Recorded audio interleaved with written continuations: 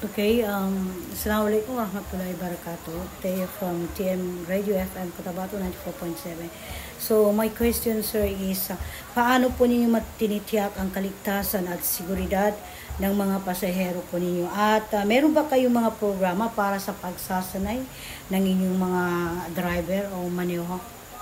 Opo, no? So, unang-una doon, ma'am, no, yung katanungan po ninyo na kung paano po namin may sasatupad yung kaligtasan po ng mga pasahero. Araw-araw po, no, always po talaga kaming naka-duty po sa amin pong tanggapan. No? At lahat po ng amin pong mga marshal ay talagang hindi po kami umi-stay po sa isa lamang pong ano po, no? So naglalakad-lakad po kami, nililibot po namin itong loob po ng downtown area, no? Para po makita namin kung ano nga ba yung nagaganap doon at masaksihan nga po, no? Yes po. So meron pa ba kayong yung kumbaga particular program para sa ating mga driver? Programa po, doon po sa mga programa. Pagsasanay, gano'n. Opo, doon po sa mga programa po na ating pong inaano po sa kasalukuyan, ma'am. Unang-una po dito, no, tulad po ng pagtutulungan, kaya nga po inihiling po namin sa amin po mga kasamaan po ng mga driver na magkaisa po kami, ano po. Kasi nga po, sa panahon po na ngayon, sa pamumuno po ng Salipada ay Masukat, talaga pong binibigay po talaga namin, no. Lahat po kami dito ay nagkakaisa po upang maibigay po kung ano yung karapatan ng driver. Gayon pa man, dahil po tayo ay hindi naman po bias tulad po ng hiniling ng mga driver na kailangan wala pong sagabal po sa kanila pong pamamasada kung ano nga ba yung karapatan po nila na ibinigay sa kanila ng city government, kailangan hindi po sila ano doon, no? Binibigay po natin doon at gayon nga, hindi, dahil nga po sa hindi po tayo bias, ano? So bago po natin ito ginagawa ito pong tulad ng panguhuli po ng payong-payong. Na po, kasi nga po, tayo naman po ay tao rin naman, meron din po tayong konsiderasyon po sa ating mga kapatao. Namumuhay naman po sila, no? Kaya lamang po, meron po talagang mga batas, no?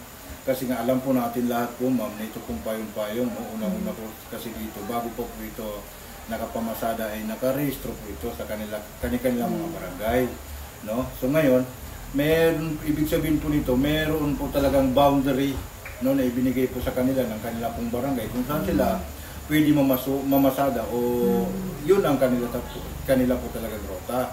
So ang iniling po ng aming pong mga tricycle driver ay wag na naman po sana sila lumabas doon sa kanila pong area. Ngayon, binibigay po namin ang kahilingan ng mga driver po na ito, no?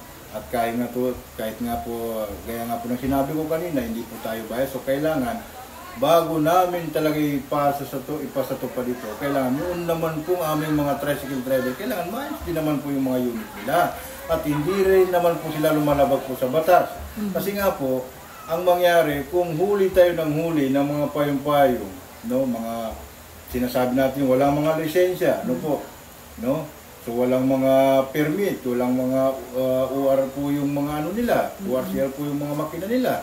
Yung problema po dito, kung ang amin po ating po naman mga tricycle driver, no, yung pong mga unit po natin dito sa lungsod ng Cotabato City at ang mga driver, wala rin naman pong lisensya, no? At wala rin naman talaga, hindi rin naman talaga maayos yung mga rehistro po ng kanilang pong makina. Kumbaga para po tayong bias po niyan, ma'am, no? So kailangan pantay po tayo para hindi po tayo doon na makuna ng hindi po magandang ano. Yes po, ma'am. Anyway, ano po ay inyong pananaw sa hinaharap na transportation ngayon? Lalo na ngayon, tumataas naman ng gasolina. Ano yung mga inyong pananaw dito, sir? Ano po ang inyong mga plano upang mapanatili ang kakayahang kumita ang inyong mga miyembro sa inyong organisasyon or association? Unang-una po dito, ma'am, no, ito po ay ginagawa po nga po namin, kahit pa konti-konti po, ay ginagawa po namin lahat po dito sa aming pong organisasyon, no? Na magbigay po ng paunti-unting tulong tulad po nito ang pagbibigay po ng ayuda po, at ng mano nga po dito kasi nga po ito nga po talagang pagtaas po ng gasolina wala naman po talaga tayong kakayahan po, no, na para po tayo mismo ay gagawa po ng batas para mapamura po yun, no. So ngayon ang inano po natin talaga dito sa mga tricycle driver, ang may tutulong natin sa kanila tulad ng sinabi ko nila, kung ano yung area talaga, yung ruta ho talaga nila na ibinigay sa kanila ng city government, ibibigay po natin sa kanila na hindi naman po sila doon may mapasukan po nang hindi po otorisado. Ano po? Kaya nga po lahat po ng ginagawa namin, ma'am, ay dinadaan po talaga namin sa legal, no? Bago po namin ito ginagawa po, ma'am. So, paano rin po niyo, sir, haharapin ang mga issue ng corruption sa inyong organization? So, unang-una dito, okay, yes po. Unang-una dito, tulad nga ng ginagawa po na, ito po, no, particular po talaga sa aking pong posisyon, no? Ito pong pangungulekta ko po ng 10 pesos araw-araw. No po? So, ito pong 10 pesos po na ito, ma'am, no? Ito pong 10 pesos na ito, ang nakukolekta ko lamang po sa buong araw ay 1,000 plus lamang po, no? So, ibig sabihin po, hindi po lahat ng tricycle driver ng Cotabato City ay sumasali nga dito sa programa po na ito. So, no? Kasi nga po araw-araw ang tumatakbo po ng mga tricycle, araw-araw, kasi nga ilabas natin yung mga coding doon, is 480 po. So, yung 1,000 plus na lamang po, no? 1,000 plus na nakokolekta ko sa buong araw, ibig sabihin nun 100 plus din, no, na tricycle driver ang nakikipagtulungan po, no, ngayon. So ngayon, ito pong 10 pesos po nila, ma'am, kinukuha po namin muna dito kung yung pangrenta po namin sa opisina po namin, kasi nga po wala nga po kaming sariling ano eh, no? So pansamantala nagre-renta pa po kami. So ngayon, ma'am, doon po kasi sa 1,000 plus na yun, yung 1,000 na tinatabi po namin yun, no? Bilang pundo po namin ngayon. Pag may isang driver na nagkaroon ng problema, tulad sa kanyang asawa o anak, yan, nagkakasakit o mismo sa kanyang sarili, so agaran ko po itong inaaksyonan, no? Agaran po kung nagre-report sa aming opisina, no, dito po sa aming presidente, na sinasabi ko sa kanya, Pres, kailangan talaga natin itong tulungan kasi nga po, active natin ito ng membro. Yes po. Ngayon, yun pong hindi naman po sumasali doon sa mga 10 pesos na yun sa araw-araw po, hindi ko naman po pinapayagan na humingi po siya doon sa amin ng tulong, matulungan ko siya. Kasi nga po, hindi po talaga ako papayag noon, no? Kahit sino pong tao, yun bang pinaghirapan ng mga kasamaan mo, no, na inuhulog nila araw-araw, tapos ikaw na hindi tumutulong doon, hindi nakikisali, kung magkakaroon ka ng problema, hihingi ka doon, so hindi pwede, no? So, ibig sabihin, ang pwede lang talaga doon matulungan, yung talagang nag-membro talaga doon, ano? So, wala po tayong inaano doon, ma'am, na tinatawag na corruption, kasi nga po, lahat lang nga po talaga ng ginagawa namin, dinadaan po talaga namin po sa legal, para po hindi po kayo ma-issue. Ngayon, particular naman po dito, bago lamang po ito na-issue, ma'am. Ito pong nasa KCC Mall, no? Sinasabing putong nga po ito. Ngayon, ito pong nasa KCC Mall, ma'am. Hiniling po kasi namin ito sa city government at dito po sa management po ng KCC Mall na bigyan nila kami ng area upang makapagturno, kasi nga ang punto po namin dito upang hindi po kami makapag-close po ng traffic. Kasi nga po, pag hindi po kami nagturno-turno po dito, talagang traffic po, kasi nga po, bulabog nga po yung mga ano, no? So wala pong kaayusan. Ngayon, sa pagturno-turno na ito, maayos po ito, ma'am, maayos po ito. Ngayon, meron po kaming pinatayo doon na isang mga marshal po namin at isa pong dispatcher dito, no? So, siyempre naman, bago po namin ito ginawa, ma'am, kami po ay kumonsulta sa amin po mga tricycle driver kung sangayon nga ba sila dito, no? Kung kukuha na namin sila ng pasahero doon po sa KCC Mall, tapos pasasakay namin sa kung sino bang naunang turno. Okay lang ba sa kanila, magbigay naman sila kahit na konting barya doon po sa mga dispatcher natin. So, lahat naman po kami dito, lahat naman po yung mga tricycle driver, sumang-ayon naman po doon. So, ibig sabihin, hindi po talaga mapapasok yun sa kotong, kasi nga, hindi naman po talaga kami namimilit eh. Kung ano lamang yung kusang loob na binibigay nila, yun lamang po ang hinihingi namin. No? So, yun nga po, ma'am, no? Marami talaga nagsasabi na putong Reuters, wala akong putong dito. Regarding naman sa issue ng kolorong, ano yung pananaw niyo dito, sir? Okay. Dito po sa kolorum na ito, kasi nga, hindi talaga maiwasan itong katigasan ng ulo ng mga tricycle driver. Ano? Meron din talaga na mga matitigasan ng ulo. Ngayon, pag nahuli po sila ng aming pong presidente, kasi nga siya po ang traffic enforcer po sa amin, at kasalukuyan nga siya po ay isang advisor, isa pong ngayon, supervisor po, no? So, talagang ini-impound po talaga namin yan doon sa opisina namin. No? Ngayon, hanggat hindi talaga niya, kumbaga, hindi talaga nag-surrender na hindi na siya ulit magpulorom, hindi talaga pinapalabas yung makina niya. Kung talagang magmamatigas pa, iti-turnover po namin ito sa City Hall po, ma'am. Kasi nga po, hindi po kasi pwede na gayon nga, tulad ng sabi kanina, huli tayo ng huli doon sa sinasabi, nirereklamo nila, sila rin naman itong nagre-reklamo, sila rin naman itong nasa ulo ng mga kalokohan dito sa lungsod ng Cotabato City. So hindi naman po natin kinukonsinti yun, ma'am. So yun nga po, inihiling po namin lahat, lahat ng mga kolorong dito, na maglagay ng number o prangkisa po para hindi naman po maano dito. So far, wala na kami ibang katanungan. Not unless kung meron po kayo idagdag na nakalimutan namin itanong ni DJ Ma'am. Okay. Para sa akin po, ma'am, okay lamang po yun. Okay naman po yun kasi nga po, halos nasabi na nga po lahat, kasi nga ang pinaka-importante nga po dito, tulad ng sinabi ko kanina, yun pong mga kahilingan po ng ating pong mga tricycle driver na hulihin yun pong pumapasok na namamasada dito na hindi naman talaga otorisado dito sa lungsod ng Cotabato City o dito po mismo sa downtown area, no?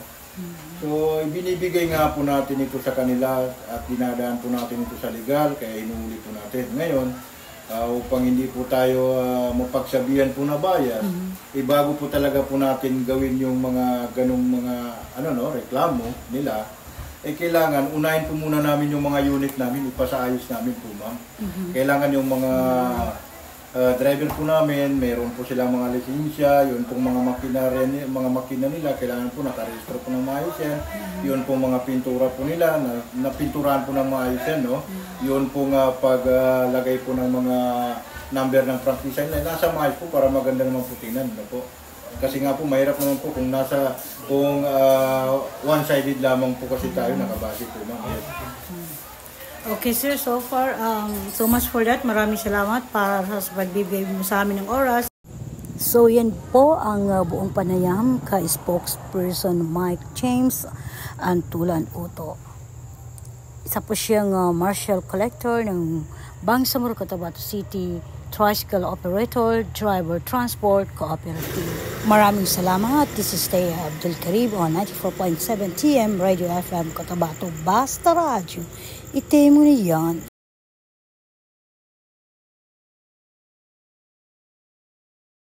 Assalamualaikum warahmatullahi wabarakatuh.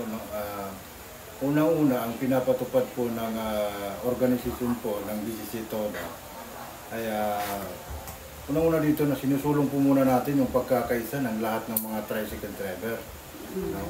So, pangalawa po dito ay upang maiwasan po yung mga sabi-sabi noong una na kumbagay para bang nakakaano ng pagkatao po natin.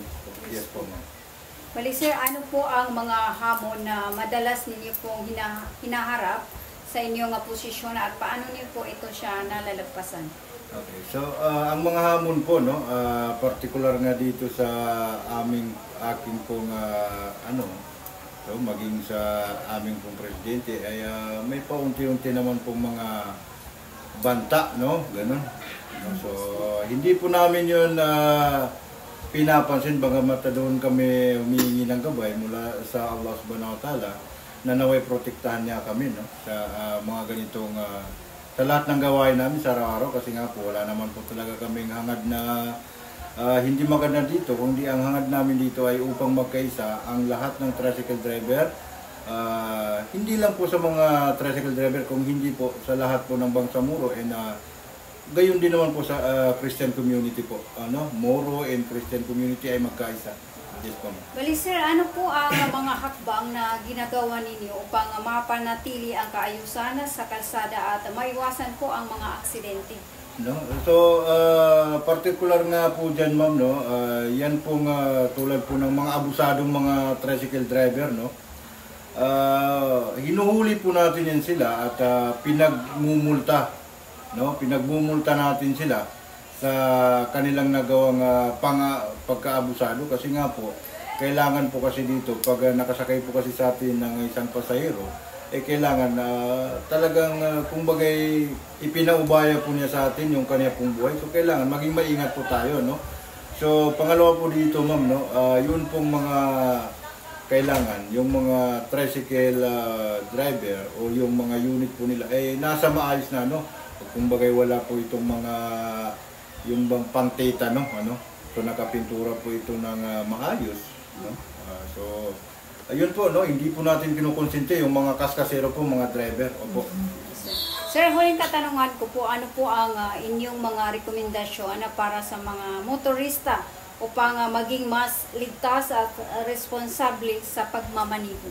No? So ang may recommend lamang po namin dito, no, sa pamumuno po ng BC Toda, no, sa pangunguna po ng aming buting presidente, si Salipada Imasukat, no, sampu po ng kanyang mga kasamang mga opisyalis po, no. So ang nirecommend po namin dito, no, gayon nga tulad ng sinabi ko kanina, kailangan nasa maayos lahat yung mga dito, yung mga unit nila, no, nasa maayos po yung pintura, yung mga nasa loob po, no, marami pong yung bagang kumpleto, yung sandala ng pasahero, tsaka yung mga gulong nila, kailangan po ito talaga, no, kasi pinagmumulan din ito ng aksidente po, ma'am, no. So yun pong mga kaskasero po ng mga driver, no, hindi po talaga natin kinukonsentihan, so binibigay po talaga natin sa kanya yung kaukulang kumbagay parusa sa kanila pong nagawang ganun nga pagmamaneho, ano po.